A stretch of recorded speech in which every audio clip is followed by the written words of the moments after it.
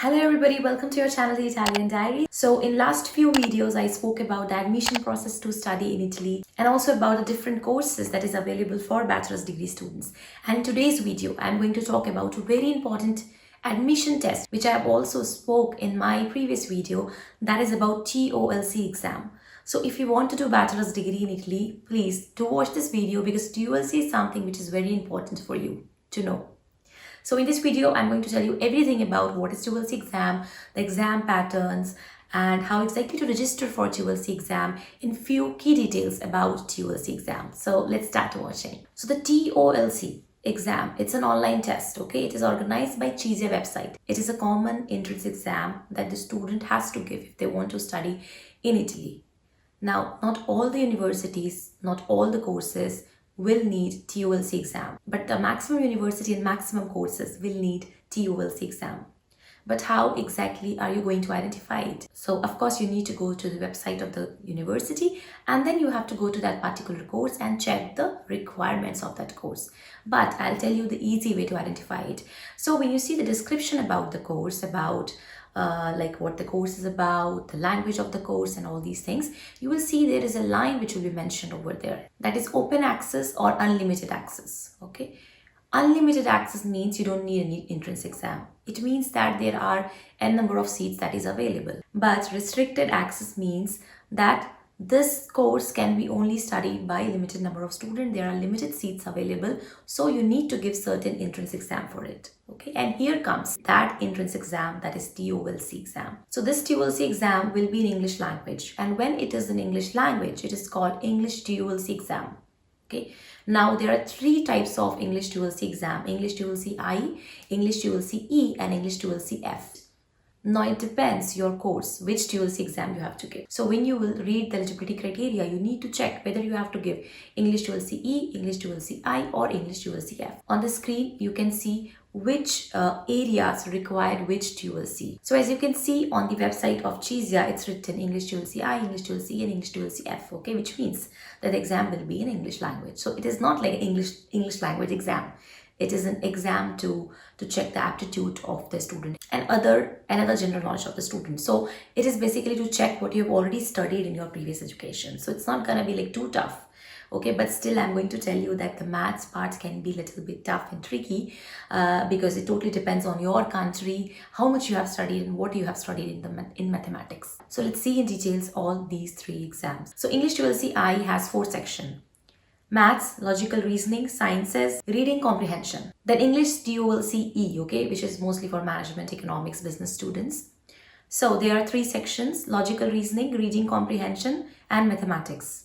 Now for English TOLC F, you have 5 sections: biology, chemistry, maths, physics, and logic. Now there will be 50 questions for English TOLC I, 36 questions for English TOLC E, 50 questions for English TOLC F. The marks for the correct answer, you will receive 1 marks, minus 0.25 for the wrong answer, and 0 marks if you don't attend that question. Okay, so it will be same for English TOLC I, E, and F. So if you see like that, so the total marks for English TOLC I will be 50, English TOLC E will be 36, and English TOLC F will be 50 marks. Okay, now when you can give this exam, when you should give this exam. Okay, so if you check the website of CISIA, you will find there are different slots, different dates available where you can sit for exams. But being an international student, being a non-EU student, and you're still not in Italy, you have to give this exam online. Okay, so you will sit on your computer and you will give this examination. But when you will book this examination, it is important that you have to see TOLC at casa.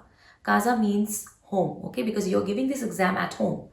Now, if suppose you want to study at Sapienza University of Rome, okay, but there are no like online TOLC Casa seats available for Sapienza University of Rome, and that is available for University of Padua. So you will book for University of Padua. So it doesn't matter for which university you are booking the examination, okay. The score of the TOLC will be valid for all the universities. So all the university which accept English TOLC as their criteria for the admission, everybody will accept the score of English TOLC. Okay, so you can book any date as per your availability, as per your preparation. Okay, but the rule says that you can only give once the exam per month. Okay, so you cannot give, for example, English TOLC exam, English TOLC E exam twice in a month. But you can give English TOLC E and English TOLC F, okay, both the exam in a month, but not the same type of TOLC in single month, okay. Now the score, which score will be valid?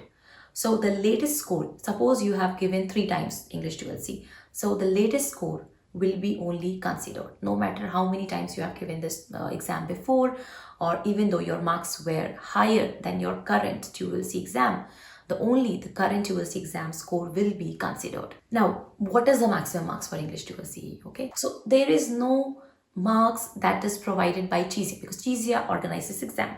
So CHISIA is not telling you, okay, in order to be eligible, you have to bring 30 out of 36. Okay, CHISIA is not telling you anything. They're just organizing the exam. So some university may say, okay, out of 36, the students who has 21 marks can apply for the admission. Okay, but some university, they won't give you a specific marks, okay, that you have 21, then only you can apply, okay. So it will depend on the cutoff. So it will depend on the other student marks, how much they have achieved, and then they are going to generate a ranking list, okay, and they are going to select the students as per the ranking list. Now, how much you have to pay for this exam? So you have to pay 30 euro each time you will give this exam, okay. So if you're giving this exam 3 times, 4 times, every time you have to pay 30 euro. Now there are certain conditions where you don't have to pay this 30 euro. In case you want to change the date of the exam, you just have to go to the manage booking section of your CHISIA website, and there you can change the date. So with the same money, 30 euro, you don't have to pay again to change the date, okay. You can change it whenever you want. But if you have not changed the date and that it's like 2 p.m. suppose, and it's a time that you have to give exam, and you have given the exam, but there is some problem from your side, okay, so they are not going to take your exam again. If you want to give the exam again, you have to pay again 30 euro, then only you can give exam. But if there is some technical problem by the CHISIA website, some online glitch, whatever it is, then with the same 30 euro, you can give the exam. So you don't have to pay it again, okay. Now, there will be certain, details that you have to read, that how you have to sit while giving examination in your room, in your home. So you should have actually basically an extra phone that you should keep in your room, so that you have to show a particular angle and you have to sit in a particular position. So there is like a full guide that tells you what should be the detailing when you will give this examination. And while giving the examination, a supervisor can come and they can ask you to show the room. If they feel like, okay, you are doing cheating or something like that, immediately you will be suspended and you won't be able to give the examination, okay. So there can be some the problem to the student. So make sure to not do anything which is not ethical. Now the last thing, how to prepare for the examination. So unfortunately, you're not going to find any material online in English language, okay. So first source of the preparation is the CHISIA website itself. So when you're going to book the exam of CHISIA, you're going to have an access of a simulation test which you can give, okay. So you can try that. Then there is a website that is called Test Busters, but again, the simulation test is available in Italian language. All I can say is maybe you can copy and paste and translate and understand the questions. But again, friends, don't, waste time looking for the information online for the test. What you can do is just go by syllabus, okay? I'll put the syllabus in the description, and also you can check on my website, Abroad Study Info, the detail on TOLC examination, okay, about the course, about the important links and everything. You can check over there, and also other blogs you can read on Abroad Study Info. So, okay. So what you have to do is you have to go through the syllabus, okay? Just start topic by topic. So you need to have a clear concept.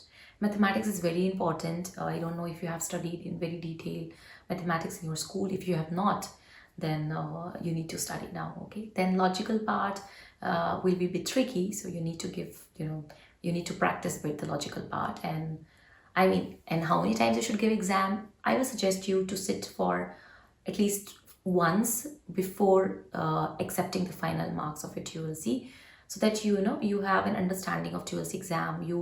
You go through that tension, that pressure of sitting an exam and how it feels. So for the first, you can just try for the first time, and then from second or third time you can decide whether you want to accept that marks or you don't want to accept that marks, okay. Now, important question. Suppose we know that admission is going to open now from November. Like Sapienza universities and open Padua, Pavia, Siena, they are going to start their application.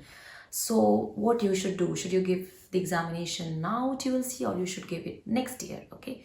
So usually what the rule says that the result of the CISIA, the result of the TOLC exam is valid only in the year in which you have given the examination. So if you have given the exam in 2024, it will be valid for the 2024 calendar year, okay? But again, if university will accept your score, for example, if you give TOLC exam in November or December, and if university say that, okay, we are going to accept it because that time the application is going to open and you are applying with the TOLC of 2023. So they should accept it, right? The result is 2023 and you're applying for the application 2023. So logically they should accept it, okay? But still you need to check with the website what they are saying and what you have to do about it, okay? Now, again, one important thing. In case you don't bring the necessary marks required for TOLC exam, what is the solution? So again, the university might give you admission even though you have not scored good enough marks in TOLC exam, but you need to fulfill the OFA requirement. That is an additional requirement, okay?